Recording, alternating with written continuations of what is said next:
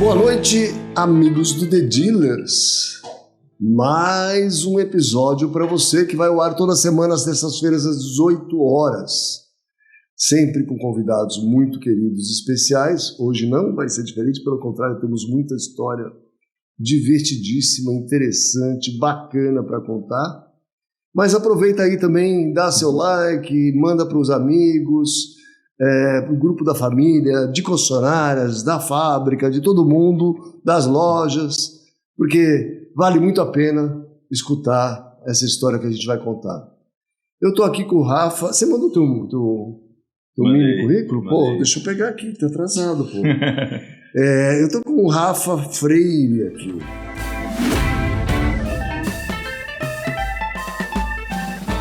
Rafa Freire é do Grupo Gebor, é diretor do Grupo Gebor, é dono do Grupo Gebor, junto com a família. E eu não recebi, segue-me, Rafael, por aqui. Muito bom. Ele trabalha mais de 20 anos, não posso falar que ele trabalha mais de 20 anos no setor automotivo, gente, porque eu vou revelar mais uma vez aqui que eu sou muito velho.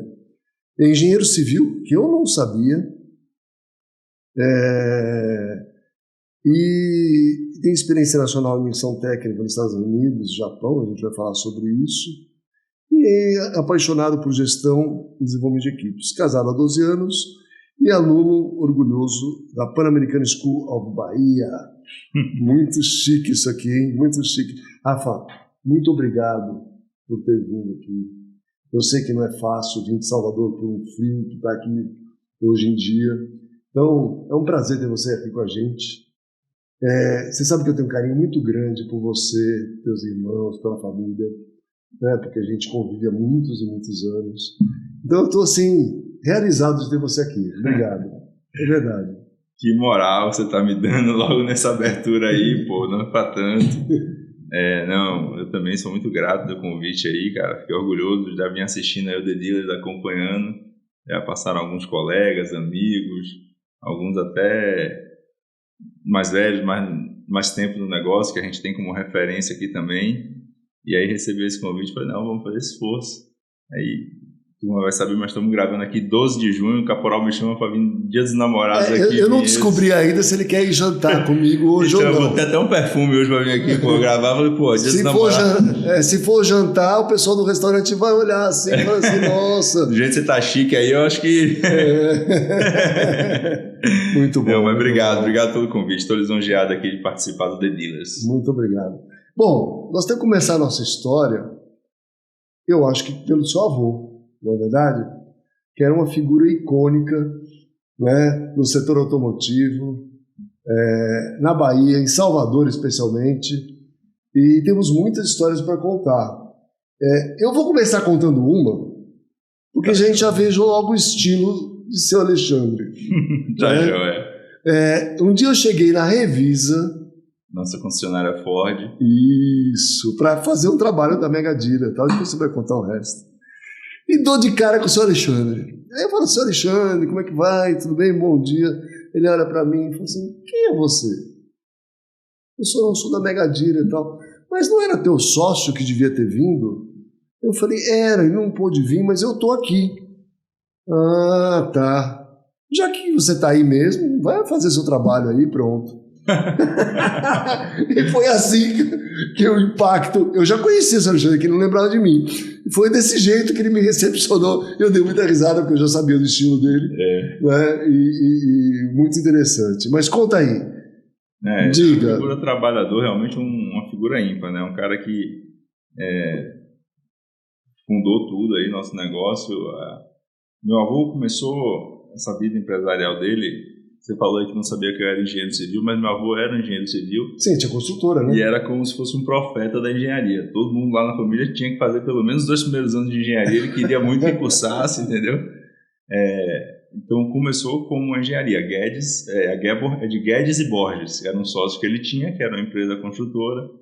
E essa história é muito legal, porque o principal negócio era a construtora. A construtora chegou a ter grande porte, relevância nacional. Era focado em obras maiores, obras de terraplanagem, pontes. E E a partir daí ele começou a criar um ecossistema em torno do negócio principal, que era a construtora. E aí vinham várias empresas acessórias, e nessa que começou o trabalho com as distribuições, com as concessões de marca. Então, começou pela linha amarela, pela linha de tratores, então com os Fiat Alis. Nessa época, a primeira concessionária de automóveis foi a Alfa Romeo. Ah, é? Alfa Romeo, lá atrás. E a história com a Toyota, particularmente, é muito interessante, porque veio a partir de uma concorrência de uma obra que a Piebor ganhou, e ele precisava comprar, eu não me lembro o volume assim certo, mas algo em torno de 30 Toyota Bandeirantes. A Toyota falou, não, beleza, eu lhe vendo essas 30 Bandeirantes, mas eu preciso que você seja nosso representante aí em Salvador, porque nós fizemos também um pedido para os fuzileiros navais de Bandeirantes, e eu preciso que alguém faça entrega e as manutenções. E foi assim que começou. Em 58, nossa representação com a Toyota. A Ford veio depois, então? A Ford veio um pouquinho depois. Olha veio só. Um pouquinho depois. Tem uma história da Ford, que eu vou contar aqui, depois você me confirma, que tinha uma época que a Ford estava muito mal das pernas, fechou um monte de concessionária, etc. E parece que a revista ficou sem tirar carro da Ford uns meses aí. Você vai confirmar se isso é verdade. Aí foi lá um representante de campo da Ford para cancelar a concessão. Isso que eu escutei, tá? Aí disse que ele chegou lá, ficou 10 minutos falando com o senhor Alexandre, explicando, etc., que tinha que ter tirado o carro, não tirou, que não sei o quê. Como é que chamava a secretária do avô? O braço direito dele, né? Lucila. Lucila, você, pô, ele conhece, vai assistir esse aqui com a gente. Exatamente. Vou passar com certeza para ela assistir aí. Então, e ela pode confirmar se é verdade. Diz que ela chegou, o rapaz falou, ele falou, pode parar. Quantos carros eu devia ter retirado nesse período? Ele fez a conta, sei lá, 352 carros, tá? Aí, diz que teu avô fez uma conta rápida lá, falou assim, isso aí dava tanto.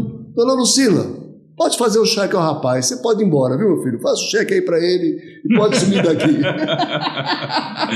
Olha, não sei os detalhes, mas que tinha esse risque-rabisque que ele fazia as contas na mesa, tinha. Fazia as contas na mesa. Tinha aquele risque-rabisque ali que ele ficava ali fazendo as continhas e faz sentido aí, cara. Acho que essa não foi da minha época ainda não, mas... Ainda não, essa é das antigas. Essa foi das antigas aí. Mas era isso aí mesmo, era bem esse estilão dele mesmo, assim, de tentar resolver e pegar essas oportunidades aí para realmente amarrar o negócio, né? Você falou que a Ford estava numa situação complicada, ele aí pega e amarra o nó ali. Era a cara dele. Quando eu escutei essa história, me contaram, eu falei assim, não, é a cara do Sr. Alexandre, só podia fazer isso aí.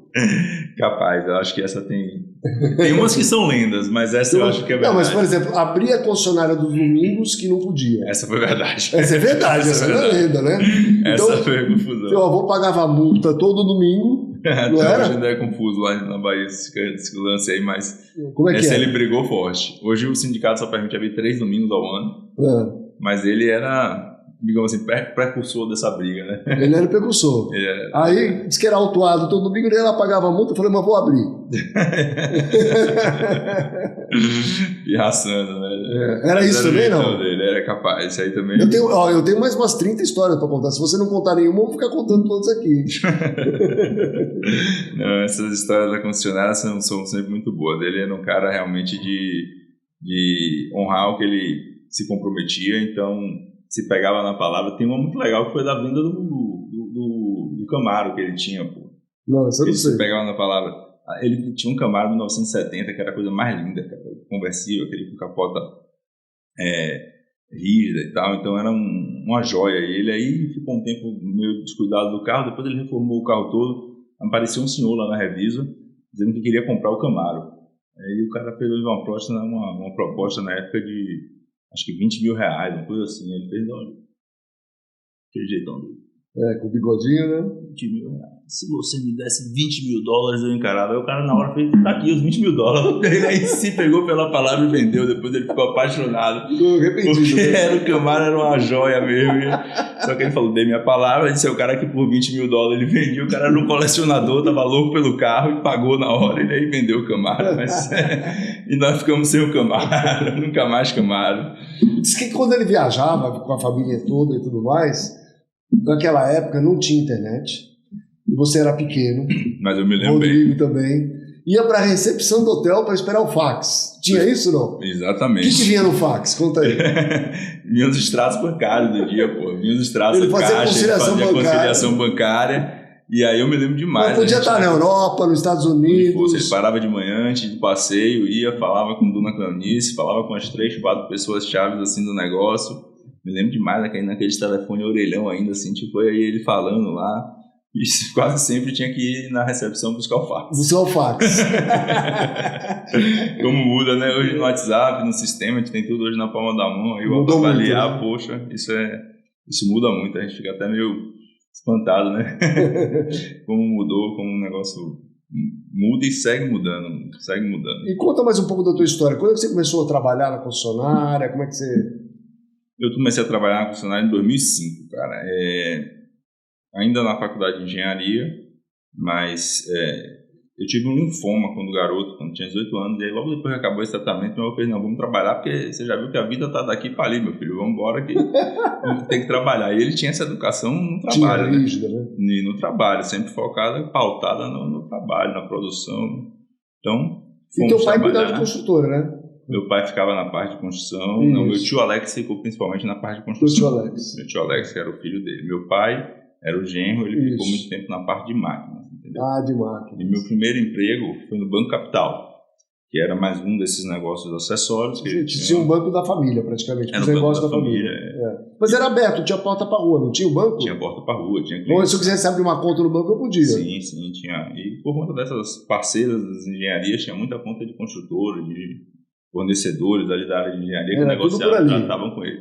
E eu era aquele cara, eu era quem emitia os extratos bancários de cada conta. Naquela época você não acessava pelo app, você recebia em casa o extrato bancário. Você que imprimia tudo. Eu dizia que eu era operador de fotocopiadora. Não sei se você assistiu aquele filme O Homem que Copiava. Eu era operador de fotocopiadora. E ali comecei a minha vida, né? Depois do banco já fui trabalhar, aí fiquei um pouco na parte da engenharia, mas já focado em atender as obras das concessionárias. Eu fui me encantando, né, pelo negócio de carro, concluí o curso da engenharia, mas assim... Mas você nunca trabalhou em construção, então? Nas obras da família. Né? Nas obras da família, principalmente nas das concessionárias e alguns imóveis. Como herança desse negócio da construção civil, a gente ainda herda muitos imóveis e aí até hoje a gente faz muito negócio nessa área imobiliária. Então eu também trabalho com isso. E aí fui me encantando pelo negócio de carro. Realmente, meu avô sempre dizia, ganha pouco, mas se diverte. E aí fomos nessa. Muito bom, muito legal. Fomos nessa. E me fala um pouco, a gente viajou bastante junto, né? Quando a gente começou a viajar e visitar os países? Cara, eu acho que deve ter sido aí em 2007, por aí, 2008, acho que a gente começou a viajar. Quantos anos você tinha em 2007? Eu devia ter 17, 18 anos, primeiras viagens assim. Rodrigo mais velho? Rodrigo mais velho. Né? Então, Rodrigo mais velho. Ele tem 8 anos a mais que eu, não parece que é roça e cuida, mas... mas ele é mais velho. É isso mesmo. Ele é mais velho. E aí, na época pela Bradif, eu acho que foram os primeiros. A gente ia com o Mega Dealer. O primeiro logo que a gente foi para São Francisco. Pô, foi ali que eu comecei a conhecer e foi muito legal. Aí eu tava lembrando aqui, antes quando a gente foi uma vez para...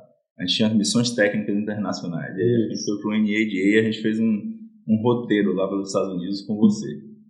Então a gente foi para o NADA. Depois, aí vocês levaram a gente para uma cidade chamada Burlington. Foi, na Dealer.com. E depois a gente ia para Miami. Aí, a gente vai fazer em Burlington. Lá no norte, lá no frio danado, o que a gente vai fazer? Que caporal que eu mostrar para a gente lá?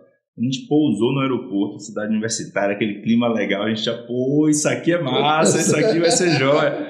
Aí foi muito engraçado, eu aprendi muito naquela viagem. Uma das lições, logo no primeiro dia, nós fomos, era o último dia de férias, era uma cidade universitária, estava todo mundo voltando para a cidade, todo mundo queria se encontrar, os barzinhos todos cheios, lotados, e foi nessa que a gente embarcou, era o dia livre a chegada, fomos com a turma, e aí, foi massa, foi divertido, a gente foi acabar numa residência universitária à noite com a galera. Com o Pedrinho. Então, ouça. Não é pra falar? Pode dar nome, então beleza. Aí, no outro dia, aquela confusão no café da manhã, a gente saiu ontem, foi massa, ontem foi super divertido. Aí um pé de gente, então hoje eu vou também. Aí o Agostinho virou e fez, olha, hoje pode ser melhor e pode ser pior do que ontem, só não vai ser igual. Eu falei, boa, até hoje eu uso essa frase, entendeu? E ali fomos, e ali no outro dia a gente já cedo foi trabalhar, foi para dealer.com, e ali foi onde eu abri a cabeça ali, que eu falei, esse negócio de dados vai influenciar muito a nossa operação, a nossa indústria, né? E ali a gente viu, fora a disrupção que era a empresa, essa parte de bem-estar para os funcionários, a gente ali realmente tomava um choque muito grande naquela época. Porque era uma empresa de tecnologia já com academia, de com crossfit, tudo bacana. Tudo nosso assim, né? Isso, faz quase 20 anos. Exato. Então a gente chegou lá e tomou um choque com aquilo, E como os caras analisavam cada dado, como eles iam num detalhe, isso trouxe uma lição muito grande pra gente. E dali eu vim com outra cabeça, acho que ali começou o autoavaliar, vocês estavam concebendo o autoavaliar talvez. Estava começando. E a gente eu já entrei quase como um fã, né? Desde o início eu já quis trabalhar desde o início com vocês, da fase piloto e até a maturação, até esse mega negócio que hoje aí atende quase 100% dos dealers no país, aí eu acho que tem uma capilaridade enorme. Parabéns aí. Obrigado. Muito bacana. O Nino estava nessa viagem também, eu já vou dedurar aqui. O Nino estava, o Daniel Nino estava. E estava no dia que foi bom. Acho muito legal, cara. E aí a gente fez outros. Aí esse dia a gente foi tão legal, depois a gente foi para Miami a gente foi mais visitar. Teve uma legal em Miami também. Teve uma apresentação que você fez lá e você falou logo, olha, esse mercado de autos nós somos taxados como picaretas. Aí você mostrou um filme que o cara vendia uns seminovos e era picareta. Você falou, olha, a gente já começa ali tendo que desmascarar o cara, porque culturalmente ele acha que a gente quer se beneficiar dele, a gente quer tirar algo mais dele. Não é isso que a gente quer vender o nosso produto e vender várias vezes, né? Então, que bacana, você lembra dos detalhes, é muito bacana isso. Não, essa foi bem legal, me lembro da cena do filme, lá era um cara naqueles pátios americanos, assim, vendendo carro seminovo, só trambique. E aí a gente aprende bastante, cara. Obrigado por todas essas experiências que tivemos juntos, e aí sou grato às associações todas, tanto a Bradit como a Bradif, e colegas e vocês que ensinaram tanto pra gente. Que legal, muito bacana. E hoje, conta como é que está a Gabriel. Hoje a Gabriel tem quantos funcionários? Hoje a gente tem 4 concessionárias da Toyota, todas no estado da Bahia. Não, depois que a Ford encerrou lá a fábrica em Camaçari, a gente aproveitou também, negociou e saiu da operação Ford, concentrado na marca Toyota. Seminovos a gente opera. Então, Toyota ainda é assim muito influente, eu digo, a Toyota é muito influente até na formação da nossa família, entendeu? Na minha formação pessoal como profissional. 58, né? Desde 1958. Cara. Então, poxa, é tempo pra caramba. Nós somos um dos funcionários de maior tempo de relação com a montadora e isso nos orgulha bastante, cara. E meu avô era um fã, né, da filosofia japonesa. O sonho do meu avô era levar todos os netos pro Japão. Ele queria levar todo mundo. Ele chegava do Japão e ele ficava doido, aquela cultura de trabalho, de servir, de se preocupar, entendeu? A disciplina. Meu avô sempre foi um cara muito disciplinado, então isso ajudou muito na formação da nossa família também, entendeu? Deixa eu fazer uma pergunta aqui, uma curiosidade, hein? Histórias sobre o seu Alexandre. Diz que ninguém no grupo podia chamar Alexandre, é verdade? Só ele? Até hoje a gente tenta um pouco isso. É verdade? É verdade. Porque tá vendo? Então não é lenda, pô. Essa ainda não, essa é fato. Alexandre aqui só eu. Era pra evitar aquele negócio de falei com o Alexandre. Mas que Alexandre? Então, acabou, só tem um. É verdade. Aí ele dava os sobrenomes, nome de guerra, aí ele ia arrumando aí pra que evitassem a miscommunication, né? Que às vezes a gente sabe que o cara se aproveita. Falei com ele, falei com o Alexandre, falei com o Rafael. Hoje apareceu um bocado de Rafael. Mas pode ter mais Rafael lá, não? A gente tenta dar também um nome de guerra. Mas tem Diego Rafael, que é um gerente nosso aí também, que ele se apresenta às vezes como Rafael também. A vida inteira se chamou de Rafael, agora entrou um cara novo lá também que chama Rafael. Então vocês estão permitindo agora já liberou. Mas todo a gente tenta dar um nome de guerra, sabe? Fica mais fácil mesmo, mais fácil para evitar essa miscommunication. Mas é isso mesmo. Essas histórias. E você faz legais. O que na funcionária hoje? Hoje eu sou o diretor operacional dessa parte de concessionários do grupo. Então, eu cuido dessa operação como um todo, novos, seminovos, pós-vendas. A gente está com funilaria e pintura, além dessas 4 concessionárias, a gente tem uma concessionária maior que tem a nossa oficina de funilaria e pintura, um negócio que está indo bem direitinho, a gente está gostando, estamos animados ainda, mesmo com todas as tecnologias que estão surgindo nos carros, as batidas, os acidentes ainda continuam acontecendo. E eu até conversei agora nos Estados Unidos com um camarada que eu fui visitar lá dessa parte de body paint. Ele falou, olha, parece que as pessoas estão confiando mais na tecnologia e dispersando, as batidas estão vindo mais fortes. E você tem hoje uma distração grande que não tinha antigamente, né, do celular. Que é o celular, cara. Que é o celular. A maioria dos carros que a gente recebe lá são acidentes por conta de celular. Né? Uma grande mesmo maioria. Com ADAS, mesmo com tudo. Que até hoje... Os carros os mais modernos têm ADAS, mais luxuosos tem, mas muitos não têm, né? Hoje com Bluetooth, né, cara? Não precisa o cara pegar no celular, mas é que a nossa ansiedade, essa sociedade tá tão ansiosa que se toca um WhatsApp você já quer olhar o que é, né? Então, já nessa né? é nessa que acontece.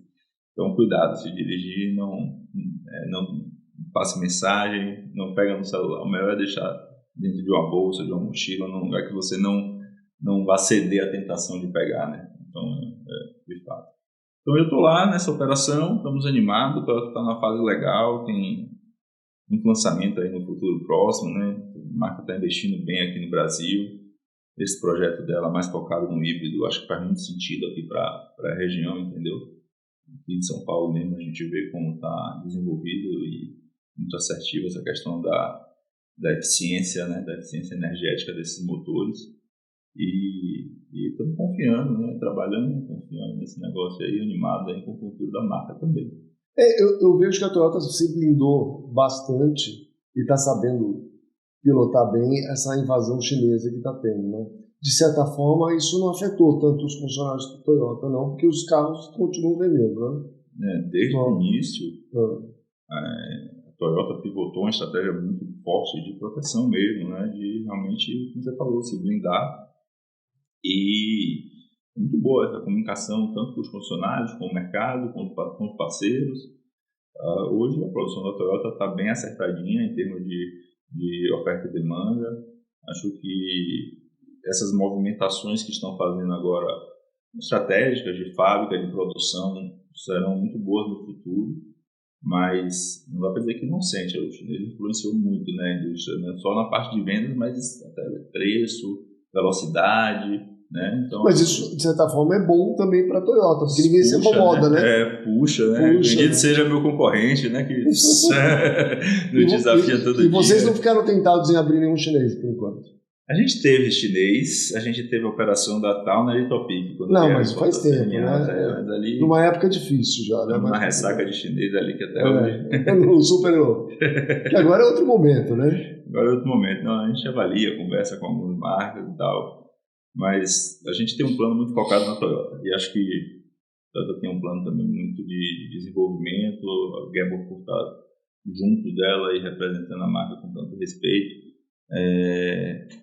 Está participando desse plano também de crescimento da Toyota. Acho que a gente está por aí.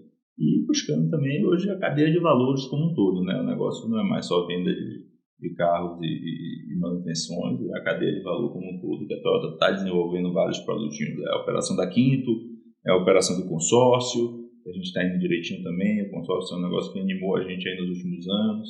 Usados, talvez? Usados, toda essa força que ela tem feito aí, né? Não, mas no caso da Gabor com usados, teve, depois que você entrou, etc., a gente conseguiu implantar o autoavaliar, né? Eu acho que a coisa deu uma virada também, ou não? Sem dúvida, né? Acho que todos os funcionários, com a chegada do autoavaliar, profissionalizaram muito o setor de seminovos, né? Viram com outros olhos. Exatamente, essa é a ideia. Né? Vocês, nesses workshops, nesses cursos que a gente fazia, chamaram muita atenção para a gente disso. E aí a gente foi conseguindo aos pouquinhos e vendo a representatividade desse departamento no negócio de automóveis e tornando-o relevante mesmo, fazendo os investimentos necessários, tanto em equipe quanto em infraestrutura, etc. Mas, sem dúvida, hoje é um negócio chave na operação.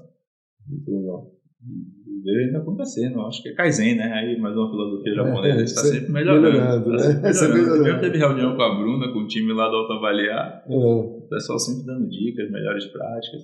Isso é até importante, e a gente puxa muito desses parceiros, como hoje a gente só trabalha com a marca Toyota, a gente fica de olho nessas best practices aí também de outras marcas através de Autoavaliar, através do pessoal do Interjet, nossos amigos queridos, Guilherme Pimenta, e através de vários parceiros que atendem outras bandeiras também, vai buscando as melhores práticas. A gente vai com a Toyota, a gente acompanha um pouco, observa mais o que está dando certo ali e vai buscar também, mais até do que desenvolve. E a construção civil continua? Continua, a operação hoje é mais apartada do nosso grupo, mas é com o meu tio Alex, e ele fica nessa parte de construção. A gente hoje faz mais construções de incorporações do Trussult na parte imobiliária do grupo. Essa parte de terraplanagem, a parte mais de construção pesada, ficou com meu tio já tem um tempinho que ele... Mas então os prédios, vocês construíram, é tudo próprio? Como é que funciona? Os prédios das concessionárias, só no interior que não são próprios, a gente tem concessionário no interior do estado também, esses são alugados, mas acaba que mesmo no alugado a gente constrói, a gente faz obra, a gente tem no DNA a engenharia, né? Então a gente gosta de obra, a gente fez muita obra recente aí com a Toyota, um projeto de modernização dos concessionários, ficou muito bacana. E a gente fez muita obra, fez muita adequação recente. Mas é sempre uma obrinha, velho. Concessionário sempre não para nunca, né? Ainda mais a gente que já é mordido pelo bichinho da engenharia, então a gente toda hora faz uma coisinha. E a gente gosta. E você tem mais 2 irmãos, certo? Ricardo e Rodrigo, não é isso? Isso. Ricardo é o diretor executivo do grupo, Cunha Guedes. Então, abaixo dele tem outras operações também, que não só de concessionárias. Eu fico nessa parte operacional das concessionárias mesmo, e Rodrigo mais na parte administrativa. Rodrigo ajuda a gente também na operação da corretora de seguros. A gente tem uma corretora de seguros lá, e ele fica responsável também por essa corretora de seguros. E como é que foi essa sucessão assim, para vocês assumirem? Porque normalmente todos os grupos, os grupos são familiares e tudo mais, e tem às vezes um conflito de gerações, às vezes essa troca de bastão. Pensa na época do teu avô muito centralizador e tudo mais. Para ele soltar as coisas não era fácil, porque o teu avô morreu recentemente com 95 anos. 95 anos, jogando peteca. Peteca ele não jogava mais, não. Mas jogou peteca até tarde. Até tarde. Natação e peteca no Porto da Barra, ele jogava exatamente. Até... Mas ele trabalhou até o último dia. E ele era bem centralizador, né? Cara, mas isso foi impressionante. Ele muito sábio, soube a hora de passar o bastão e soube deixar a gente comandar. Entendeu? No final ele já dava as opiniões e falava, se eu fosse o comando, eu iria por aqui. Mas vocês que estão comandando, decidam. Entendeu? E a gente ouvia muito ele, era muito legal. E foi bom porque ele ainda em vida conseguiu assistir essa sucessão. Mesmo ele trabalhando, ele confiou num plano. Quando o Ricardo, meu irmão, voltou... Então ele estava na McKinsey, né? Na Ernst Young. Fez carreira longa lá na Ernst Young. E aí ele veio com esse desafio de promover a sucessão. Então tínhamos um plano legal, claro, com a ajuda de alguns escritórios, pessoal mais profissional mesmo nessa área de sucessão, e montamos uma sucessão legal. E ele foi muito... A gente achava que ele ia ter essa dificuldade de passar o bastão, mas foi bem mais natural do que a gente imaginava. Que bacana. Isso até orgulha a gente mais da sabedoria dele, né? De como ele, soube a hora de passar e não parava de trabalhar. Ele tinha a rotina dele, ia nas concessionárias, despachava. O último dia dele, cara, na quinta-feira, foi muito divertido. Acho que ele estava se despedindo. Ele chamou todo mundo na mesa, deu esporro em todo mundo. Tava lá o consultor regional da Ford, ele chamou o cara, vem cá, você guarda a mágoa da revisa, por causa de uma briga que você teve aqui com o gerente, deu um bocado de esporro no cara. O cara, não tem nada disso não, doutor Alexandre, fique tranquilo. No final, o consultor fez, posso tirar uma foto com o senhor? É a última foto dele, cara. E saiu de meu avô assim, a foto é bem legal, meu avô na mesinha assim, já bem velhinho, e ele lá. Aí foi a última foto dele. Isso na quinta, na sexta, a gente no final, minha avó morreu um pouquinho antes, a gente tinha uma rotina que cada neto almoçava com ele um dia. Esse dia foi Fred, um primo meu, almoçou com ele, falou de fazenda, trabalhou um pouco, de noite ele foi dormir e não acordou. Então Mas foi uma vida plena, e uma morte maravilhosa. Maravilhosa. Né? O cara tudo isso resolvido, conseguiu criar filhos, netos, perdeu um filho, viveu de tudo, cara. e morrer dormindo, né? É perfeito. Meu avô morou dormindo também. Pô, quando eu cheguei lá, não sabia se eu meu só avô chorava. com 50 anos. Né? De lá dormindo na cama, pô, emocionante. Assim, no bom sentido até, porque, poxa, sem dúvida, fez uma missão na Terra, perfeito, né, e foi para outro plano, mas assim, numa boa, muito tranquilo. Isso é uma bênção, né? Isso é uma coisa muito bacana. E ele gostava de você. Eu acho que ele não lembrou de você nessa primeira aí que você contou, mas no final ele falava bastante. Ah, é? Que legal. Ele falava, ele conheceu ia viajar, eu falava que eu ia com você. Ele conheceu bastante meu pai, né? Eles eram contemporâneos de Ford, né? No meu pai. Então, meu pai morreu em 2009, com 83. Então, meu avô morreu quando? 2019, era mais ou menos a mesma idade. Mesma idade que meu pai. Então, eles se conheciam bem. Meu pai tinha cabelo branco e bigode branco. Meu avô não tinha bigode. Barba e bigode não podia. Não podia. Então, mas eu lembro bem. E tinha um lance também do teu avô do PI. Ele adorava. Eu adorava o PI. Eu era analista PI, era sócio do Kiko, filho do Humano Nigri, né? E eu conversei com ele bastante sobre PI, sobre perfil, sobre análise. A ferramenta é muito bacana, até hoje é muito útil pra gente, né? Vocês usam lá ou usam quanto hoje? Uso quanto, né? Mas a ferramenta é muito interessante. A gente teve naqueles cursos de missões técnicas que a gente fazia aqui em São Paulo também apresentações. Nós fizemos. Era muito bom, cara, muito bom. A ferramenta é ótima, isso é muito importante. A gente vê que algumas, e era isso que o meu avô falava, pode vir tecnologia de todo lado, mas a ciência administrativa não vai mudar. Uma das coisas mais importantes é essa parte de contratação. Você vai ter tecnologia que vai lhe ajudar a contratar mais certo, mas você precisa contratar certo, você precisa estar batendo nessa tecla. E você, que é um cara jovem e tudo mais, né? Quando a gente fala de IA, a gente fala muito que a IA, em algum momento, vai substituir algumas funções. O que você imagina na concessionária que vai acontecer com inteligência artificial, que pode mudar? Por exemplo, agendamento com o cliente. Hoje já tem IA que liga, faz outbound e inbound, com o cliente, agendando com o cliente na concessionária, etc, etc. Então, tem muita coisa. Acho que essa aí é que está mais na cara, né? Da gente enxergar essa parte de agendamento, essa parte de comunicação quando você faz. Hoje a gente já tem chatbot, a gente reclama quando a gente, você é atendido por um chatbot, mas funciona e a tendência é a experiência sendo cada vez melhor, né? Sim, a experiência que hoje a gente reclama sendo cada vez melhor, mas acho que não é só isso, acho que vem de tudo. Hoje a gente já usa de maneiras às vezes simples, quer fazer uma pesquisa, quer entender uma coisa. Até uma secretária, cara. Às vezes o IA está sendo secretária, né? A gente chama, fala aí com a secretária, pergunta ela o que ela acha disso aí. Aí a gente nas reuniões faz essa brincadeira. Edson Moreno, que é um gerente nosso que gosta muito de usar. Então, peraí que eu vou perguntar à minha secretária aqui. Aí a gente bota o assunto na mesa, discute. Então, não é só roubando funções, mas é trazendo cada vez mais informações. Eu acho que ela vai influenciar nisso aí. Trazendo cada vez mais informações, deixando a gente cada vez mais capacitado para tomar a decisão certa. Você acha que não vai ter algum momento que a IA vai tomar a decisão pela gente? Assim, vamos pensar em concessionária mesmo, assim, em dar um desconto ou não para o cliente, por exemplo. Ela fala, esse cliente tem que dar desconto por causa disso, disso. Ela foi no teu sistema de gestão, viu o histórico dele, viu o carro que ele tem hoje, entrou na autoavaliar e viu a avaliação, sei lá, estou jogando aqui, e ela toma a decisão do teu gerente. E aí? Acho que assim, o momento dela ajudar a gente a decidir. Entendeu? Mas a decisão final lá no autoavaliar. O preço sugerido para a mesa pagar é tanto, entendeu? Você fala, vou ou não vou pagar um pouquinho menos, não, esse dá para um pouquinho mais. Mas ele já sugere, acho que vai ter toda essa compilação de dados que você citou aí, ela vai conseguir fazer muito rápido.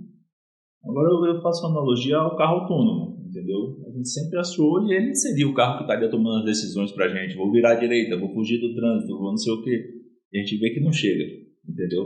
Ainda está longe, ainda é difícil. Então eu acho que é mais ou menos por aí. Ele vai direcionar a gente, mas não vai guiar. Talvez seja isso. Eu acho que eu já penso bem assim. Eu estou vendo assim, quando a gente fala de IoT, na internet das coisas, a gente já fala de AIoT, né? Inteligência Artificial das Coisas. E você imagina um carro que pensa por si só. Porque a gente fala muito do carro guiar, né? Ele dirigir por ele mesmo, ser autônomo e tal. Mas hoje em dia, você não conversa com o teu carro. Ou dá até para conversar, mas se conversa pouco. Né? Você não tem um...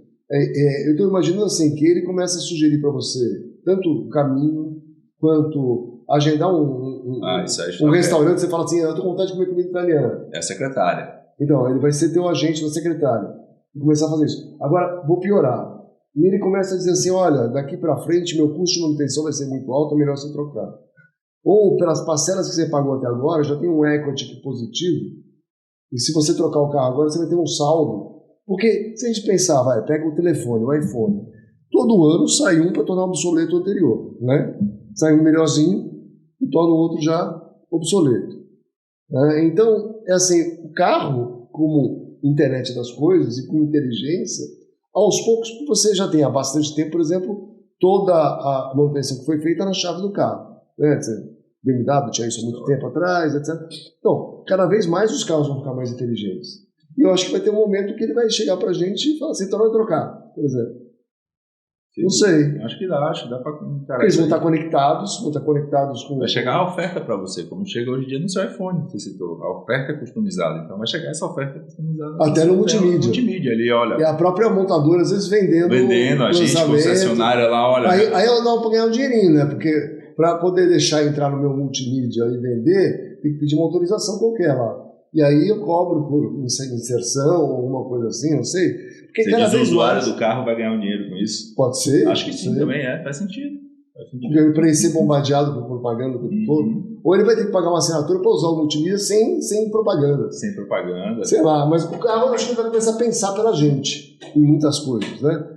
Isso é uma coisa natural, porque você começa a ter um monte de device, a própria OpenAI está criando um device que não é nem telefone, que não é nem gravador, não é mistura de tudo ao mesmo tempo. E o carro pode ser, ou ter essas coisas e tudo mais, né? Ser comandado por voz, inclusive. Quando eu era garoto, a gente assistia nos filmes, o pessoal falando no telefone no carro. Fala, que isso? Nunca vai acontecer. Na minha época tinha Jetsons. Não tem fio, não chega o fio aí no carro, o cara não tem como bater a linha que a gente chamava. Então, e hoje é um negócio básico, natural. Telefone, natural. Então, sem dúvida, acho que essa evolução vai ser muito grande. E com a sociedade capitalista que a gente tem, com certeza vai estar conectada na parte comercial. Com certeza vai estar ali vendendo, você também vai estar vendo benefícios, como você falou, né? Benefícios sejam de segurança, sejam financeiros, sejam de rastreamento. Então, vai ter essa troca, né? O que eu dou, o que eu tenho de volta. Mas não tem como fugir. Acho que aí a gente acompanha, isso que eu falei da Toyota, a gente não é um grupo vanguardista, mas a gente observa o que está dando certo, vai lá e ataca aquilo, e ataca com vontade, procura fazer bem feito e sempre melhorando, sempre com Kaizen. Muito bom, muito bom. A gente eu participei de um evento agora há pouco tempo na Alemanha, falando assim que você já usa o ChatGPT como ferramenta de busca? Sim. Em vez do... Então, aí quando a gente anuncia as coisas, a gente anuncia no Google, né? Então, e aí, como é que fica? Como é que você vê isso aí? Vai mudar. Como a gente 10 anos atrás anunciava na TV. Mudou rápido, né? E a gente tem que se adaptar. Então, mas eu acho até que o próprio Google... A adaptabilidade vai ser muito forte, né? Não vai ser? Mas tem que ser. Não, e de todo mundo, né? Todo negócio. Então, é questão de vídeos, de tudo. Quer dizer, já vai ter podcast aqui feito por inteligência artificial. Ou ela entrevistando, ou sendo entrevistado, ou os dois. Né? E isso é uma loucura. Já pensou você entrevistando o Dr. Alexandre aqui?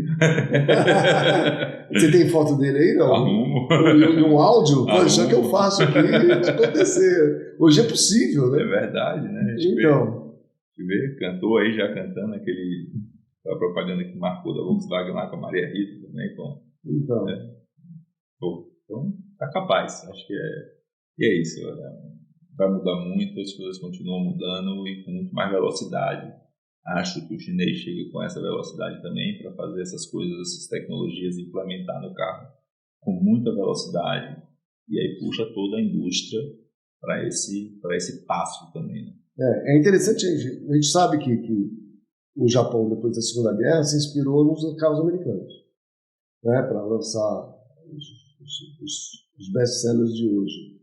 E a China copiou os carros americanos, japoneses, Todos os outros também, como todo mundo, como os coreanos se inspiraram nos carros japoneses, né? E eu acho que vai ser uma evolução. Então, a bola da vez agora é a China? Sim. Mas aos poucos vai todo mundo se equilibrando, né? Você não acha isso? As marcas tradicionais, você vê que a Volkswagen está fazendo sucesso com o carro no lançamento agora, preço barato, um carro bacaninha, mas se você pegar a própria General Motors vai trazer 5 lançamentos de uma vez agora no próximo mês. Então está todo mundo correndo atrás de uma maneira maluca e vai ter um equilíbrio aí. Você não acha que vai acontecer esse equilíbrio logo ou não?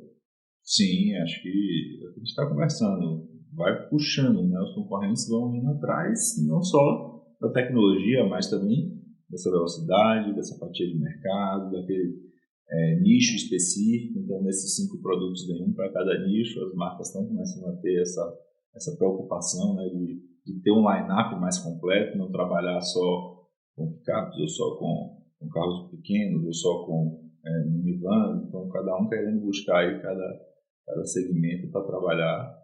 E sucesso, acho que isso aí vai... Mas tem mercado, e tem mercado para tudo isso? Do jeito que está o Brasil? A gente já viu qual é o limite dele, né? É o limite do mercado. Acho que a gente já viu ali em 2009, o mercado brasileiro tem aquele limite, eu acho. Os 3,5 milhões em 2012 foi 3,6. Acho que é por aí. É por aí. Eu acho que é por aí. Mas com a capacidade instalada de todo mundo hoje, o chinês está abrindo fábrica, a Massarim mesmo vai ter a BYD, as fábricas abrindo aí, né? A capacidade de produção nossa vai bater os 5 milhões outra vez.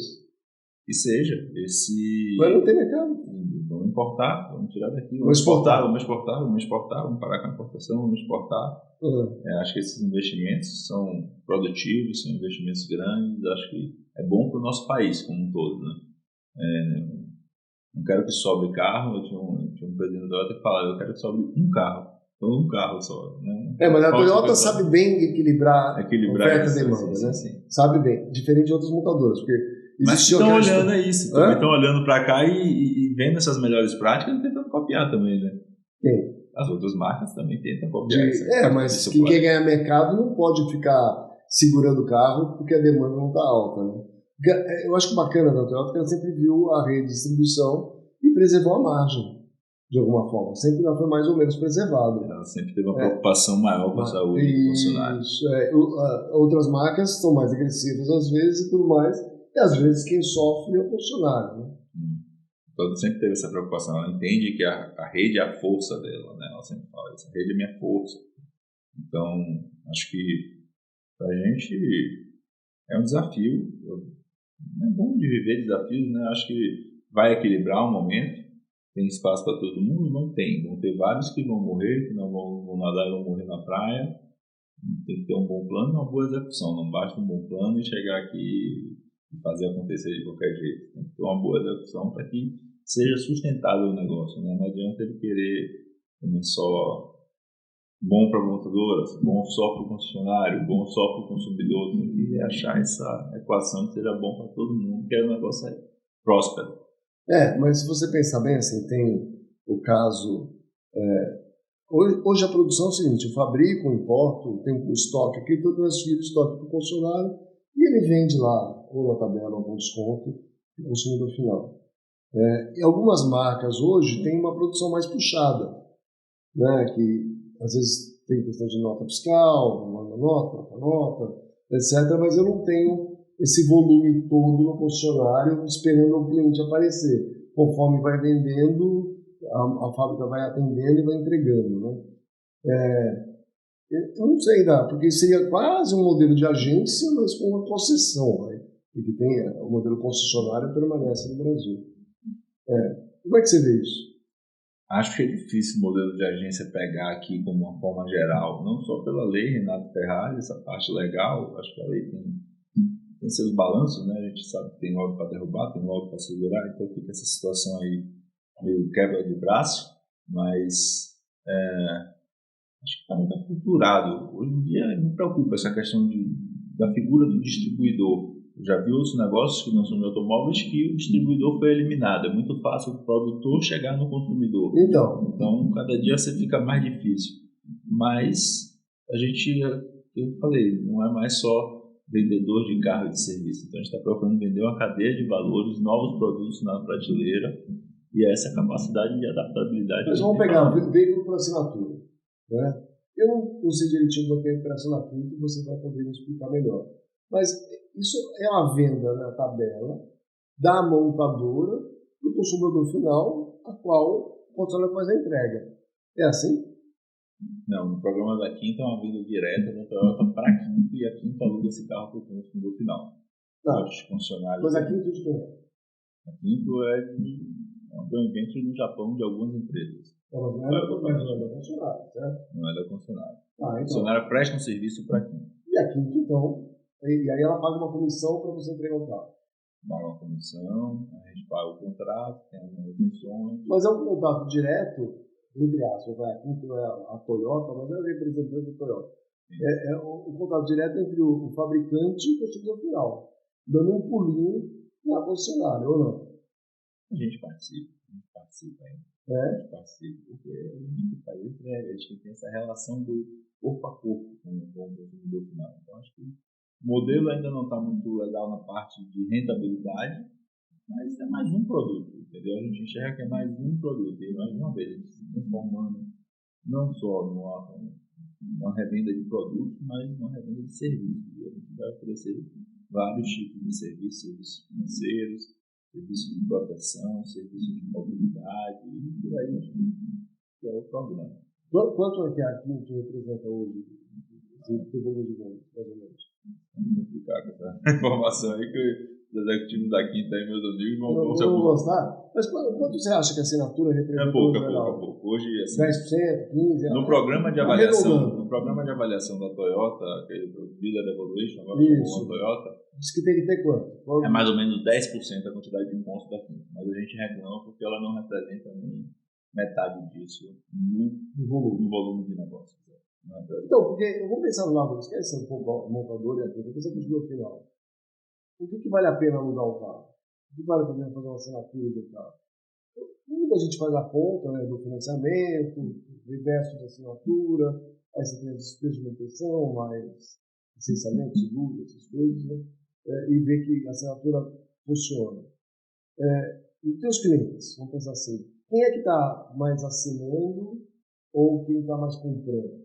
Você pensa assim, que a pessoa tem 2 carros em casa, um é comprado outra assinatura, por exemplo, sei lá. Às vezes até acontece. Aí não tem certo nem errado, é tipo um assessor de investimento. Cada um tem o seu projeto. Então eu acho que é uma estratégia para cada caso. Em cada pessoa para cada caso. Hoje quem aluga, tem mais contrato, aluguel, são empresas que conseguem colocar isso no custo fixo. Tem estratégias tributárias que ajudam elas também a construir e beneficiarem esse programa de aluguel, e principalmente não ter a dor de cabeça de ter que gerenciar, ter que vender essa frota no final. Então, para a empresa, compensa bastante. Tem que fazer conta. Ainda é o mais barato comprar, principalmente se for à vista. É o mais barato comprar, principalmente se for à vista. Agora, tem estratégias que compensam e que às vezes o cara está com um projeto que é uma tentativa, uma estratégia de, preciso ficar com um carro aqui 1 ano só e daqui a pouco eu preciso me livrar desse carro. Tem um aluguel lá que são para pessoas que vão fazer serviços de 1 ano em Salvador, e aí precisa daquele carro por 1 ano e depois vai se desconectar de Salvador, vai vir morar em outro lugar e não quer ter trabalho com o carro, quer devolver e dizer, pronto, chega, acabou meu contrato. Já cumpri minha missão, tchau, vou para outro lugar, vou cumprir outra missão fora. Não tem. É isso, eu acho que não tem certo nem errado, é mais uma opção. Enxergar a estratégia que é melhor para cada um. Você falou uma coisa interessante, né? Comprar à vista ou financiar e tal. Tem uma outra lenda do Dr. Alexandre, né? Mas eu vou falar aqui, né? Nunca pagou fortuna na vida, é verdade? Não, ele não assinava o contrato de fortuna para fora. Não assinava. Não era isso? Era uma briga danada que ele não queria assinar o contrato de fortuna. Por que eu preciso de fortuna? Era uma briga danada. Mas aí... Ele sempre falou isso. O ideal então, tinha essa história. Você viu que eu sei bastante história. Você não está contando, eu estou tentando arrancar de você. Mas eu sei de bastante história. Falei um bocado já aí, falei um bocado. Mas ele tinha essa cultura de aversão a juros. E a gente tenta manter isso até hoje. O país é muito caro o juro aqui. E ele tinha essa aversão. A gente tenta manter essa cultura na empresa até hoje. Ele falava assim, casa que falta pão, todo mundo briga, ninguém tem razão. Então, se a gente puder pagar os carros aqui, não vai faltar aí. Então, deixa pago aí os carrinhos. Deixa tudo pago. Deixa tudo pago, quando puder. Mas mudou muito, né? Os tickets médios dos carros mudaram muito, dos estoques, as estratégias também. Pra gente de financeiro mudou muito, a gente estuda cada caso hoje. É diferente, o negócio tem mudado bastante. Mas isso é fato, pagar juros é sempre caro. Então. É sempre caro. Beleza. Mas era muito bom, essa aí a gente aprendeu bastante com ele também. Muito legal, muito legal. Bom, para encerrar aqui, conta mais um outro jogo. Você lembra aqui? Ele era focado em produtividade, né? Tem a história da engenharia ainda que ele mandou serrar todos os descansos do carrinho de mão. Você sabe dessa? Não. Estava rodando o trecho de uma estrada que eles estavam pavimentando. E ele reparou que um cara que toda hora dava um pouquinho, arriava o carrinho de mão e batia papo.